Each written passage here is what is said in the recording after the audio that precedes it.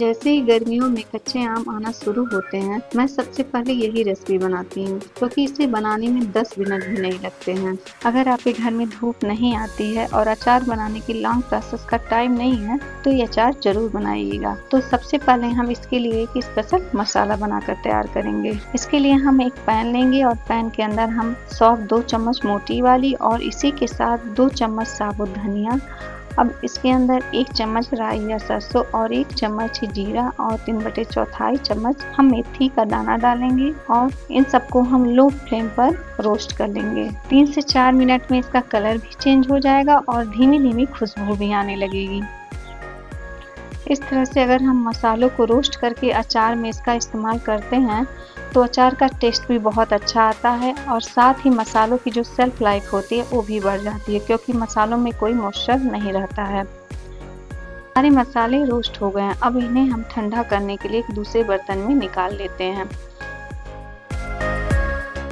मैंने कच्चे आम और हरी मिर्च लिए हैं, आप चाहे तो सिर्फ कच्चे आम से भी बना सकते हैं, लेकिन अगर आप इन दोनों को मिक्स करके बनाएंगे तो ये बहुत ही ज़्यादा टेस्टी बनेंगे। मैंने यहाँ इनको अच्छे से धुल करके कपड़े की सहायता से पोंछ लिया है, क्योंकि हम इनको छिलकों सहित बना रहे हैं, तो इनको अच्छे से साफ करना बहुत ज़रूरी है। अब इस तरह से हम इनके छोटे छोटे स्लाइस कर लेंगे, ताकि जब हम चॉपिंग बोर्ड में डालें तो ये अच्छे से चॉप्ड हो जाए। इसी तरह से हम हरी मिर्च को भी चॉपिंग बोर्ड में डाल करके अच्छे से चॉप कर लेंगे और इनको हम एक मिक्सिंग बाउल में रख लेंगे। अब हम सेम पैन में ही आधा कप तेल गरम करेंगे। तक ये तेल गरम हो रहे हैं तो हमने जो मसाले रोस्ट करके रखे थे वो अब ठंडे हो गए हैं और अब हम इनको चलिए ग्राइंड करने के प्रोसेस पर चलते हैं। अब हम एक ग्राइंडर जार लेंगे और इन मसालों को ग्राइंड जार में डाल करके इसको दरदरा सा पीस लेंगे। आप चाहे तो इसको चॉपिंग बोर्ड में भी आप इसको ग्राइंड कर सकते हैं। देखिए बिल्कुल इस तरह से, बारीक नहीं होना चाहिए, दानेदार ही ये होना चाहिए। इस तरह से दानेदार मसाले जब अचार में आते हैं तो बहुत टेस्टी लगते हैं। इधर हमारा तेल भी गर्म हो गया है, अब हम इसको इन मसालों में डाल करके इनको अच्छे से मिक्स कर लेंगे। इसी के साथ हम कुछ मसाले और मिलाएंगे, जिससे इसका टेस्ट और भी बढ़िया आएगा।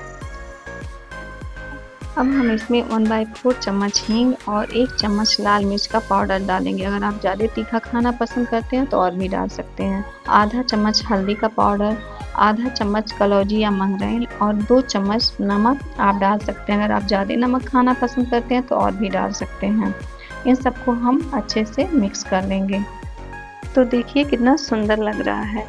अगर आप इसे 2-3 दिन के बाद खाएंगे तो इसका टेस्ट और भी ज़्यादा बढ़ जाएगा, क्योंकि सारे मसाले इसमें अच्छे से घुल जाएंगे, जिससे उनका फ्लेवर और भी अच्छा लगेगा। तो बस हमारा इंस्टेंट सुपर इजी और बहुत ही टेस्टी आम का अचार बनकर के तैयार है।